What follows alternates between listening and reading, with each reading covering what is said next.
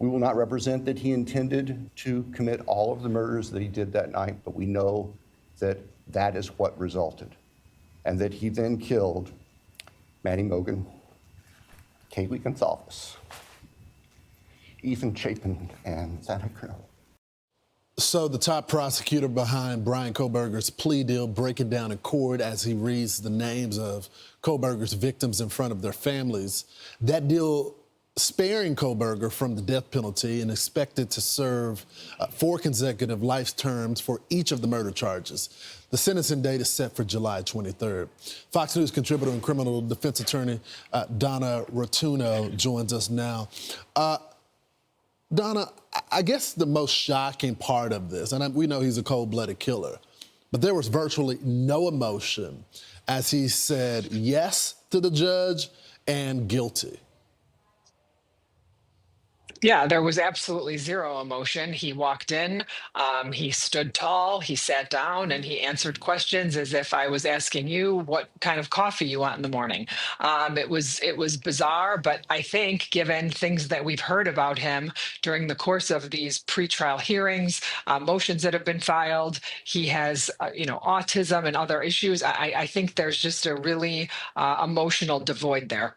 It's so true. I want to play this sound from the lead prosecutor as he reveals some of the evidence and some of the evidence they did not find. Watch.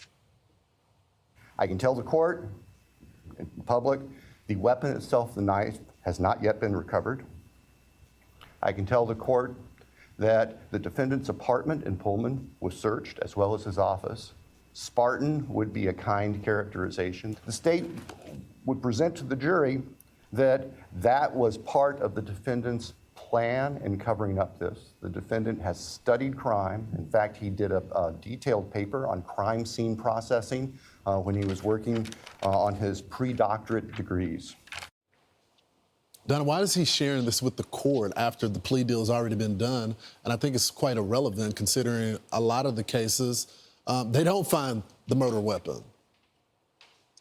Yeah, I found the entire proffer from the government to be very bizarre. It really read more like a maybe notes from an opening statement for a case. I felt that what they were attempting to do was explain away why they didn't ask for the death penalty. I think why this case didn't go to trial, why they offered a plea. I think it was really covering themselves.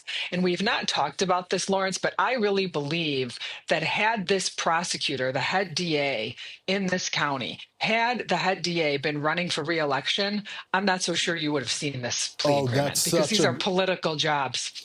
That is such a good point, Donna, especially the national attention that this case gained. I think you're exactly right on that. I want to bring your attention to another case that we've all been following, and that's the Diddy trial. And we talked about this for a while. They overcharged it, and the jury sent them home. But it looks like they're still denying him bail, and he's a first-time offender. That seems like a little bit of sour grapes from the state. Yeah, I do think that the government is obviously got beaten badly in this case, and by asking to continue to detain him the way he's been detained when he was found not guilty, not only on the majority of counts but the most serious counts, is a tad disingenuous.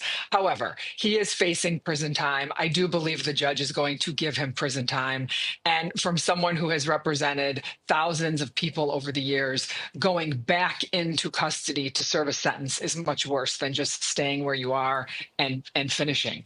I've been really thinking about this case all night long because I think the fact that it was overcharged is the reason that the verdict is the way it was. But what I also am wondering is, we were promised a lot of things at the beginning of this case. We were told that he had tapes of people that he was trying to bribe and blackmail and all of these celebrities that he had information on. I'm almost wondering if this is over. I don't know if there's more there. I just don't understand. This entire case fell absolutely flat based on the way this prosecution started. Well, yeah, and it was a disservice to the actual victims because you promised them this. You know, I think from the very beginning, I kept trying to find the nexus of trafficking as well as a RICO charge. And they kept saying they're going to get there, going to get there. Meanwhile, they did not get there. This is what his legal team had to say. Watch. They acquitted him of the sex trafficking, which he was absolutely innocent of. They acquitted him of the racketeering conspiracy that he was absolutely innocent of. And that is no longer just me saying that. That is the verdict of our jury. He has not sexually assaulted anybody, certainly hasn't sex trafficked anybody, and the jury found that today. What's your reaction, Donna? Well, there's a difference between innocent and That's not right. guilty. So I'm not so sure That's those right. are the words I would be using, but I do think that there's a lot of real estate between those two terms. So I think that's maybe not the way I would have gone out there talking about it. He's entitled to due process. He had that due process. I commend the jury for doing the right thing and doing their job based on the evidence. But, innocent is a stretch. Yeah, Donna, sometimes counsel should just take the win instead of going out for speeches, trying to make him to appear like a good guy. Legally is a different story. Donna, thanks so much for your analysis. Absolutely. You've been great. Thanks. Good. Thank you. So for more on these cases, and you can head to foxnation.com for ongoing coverage and in-depth documentaries. You don't want to miss it.